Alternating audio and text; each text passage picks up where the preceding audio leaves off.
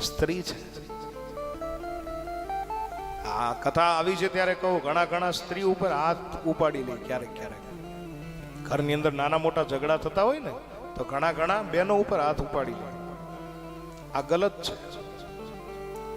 તમે તમારી પત્ની ઉપર હાથ ઉપાડો સાહેબ, ઘરની અંદર રીતિ સીધી ન રહે. આ વાત યાદ રાખજો.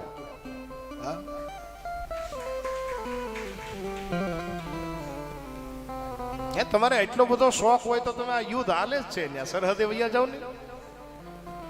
આ બિચારીઓને ના આને ગમે ત્યારે નહીં. એક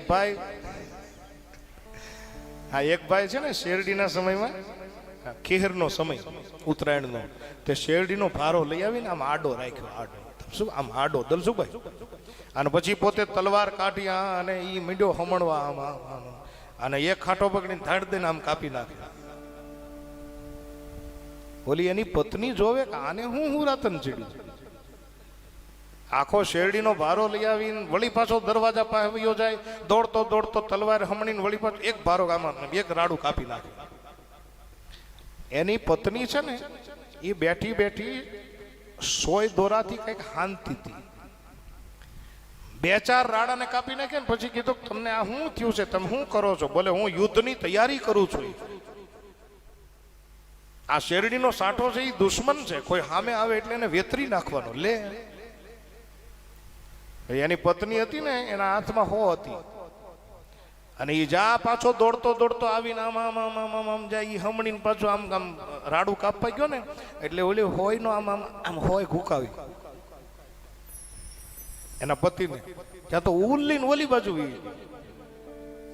તે મને સોય શા માટે મારી? ત્યારે કીધું કે ત્યાં કઈ દુશ્મન કઈ તમે આમ શેરડીના હાથા જેમ ઊભા ન રહી, એ તો ત્યાં વેતરી નાખે કે હોથી ભાગી જાતું, તારું કામ છે યુદ્ધનું. પણ ઘણા છે એ અબળા ઉપર રોપ જમાવતા હોય છે. નહીં બાપ, સ્ત્રીઓને ન મારો. આજ વસુદેવજી મહારાજ કહે છે અબળાને મરાય નહીં, તારી બેન છે. હા, અને હું તને કહું છું કે અમારી જીવન બગિયાના તમામ પુષ્પો અમે તને સોંપી દઈશું. ઉતાવળિયો નિર્ણય. હું ઘણી વાર કહું કે ક્યારેય કોઈની વચને ન બંધાવો. એક સૂત્ર છે કે ક્યારેય તમે બહુ ખુશ હો ને ત્યારે કોઈને વચન ન દેવું, અને જ્યારે તમે બહુ ક્રોધમાં હો ત્યારે કોઈ નિર્ણય ન લેવો. આ જીવનની અંદર નોટ કરી લેવા જેવા શબ્દો છે. જ્યારે બહુ ક્રોધ તમારી ઉપર હોય ત્યારે નિર્ણય ન કરો કે હું આમ કરી નાખીશ, તેમ કરી નાખીશ. નહીં, થોડોક સમય જવા દો, પછી નિર્ણય લો. અને જ્યારે તમે બહુ રાજી હો ત્યારે કોઈને વચન ન આપો, કેમ કે વચન આપ્યા પછી બહુ દુઃખ ઊભું થતું હોય છે.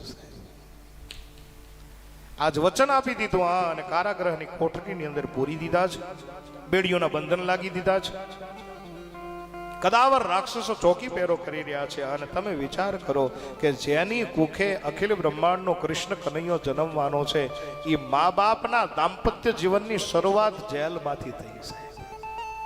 હે, આપણને એટલા બધા દુઃખ તો નથી પીડ્યા ને. દુઃખની પરિસ્થિતિની અંદર જીવવું કઈ રીતે, એ મને તમને કથા સમજાવે છે સાહેબ.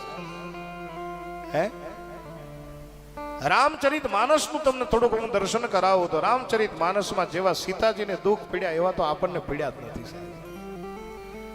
હે, જેના પિતાજી જનક અને સુનૈના હોઈ શકે, જેના સસરો દશરથ મહારાજ હોઈ શકે, જેનો પતિ અખિલ બ્રહ્માંડનો નાથ રામ હોઈ શકે સાહેબ, એવા દુઃખ. અને આપણે નાની વાતમાં કેરોસીનના ડબલા ખાલી કરીને કે શરમ આવવી જોઈએ, શરમ.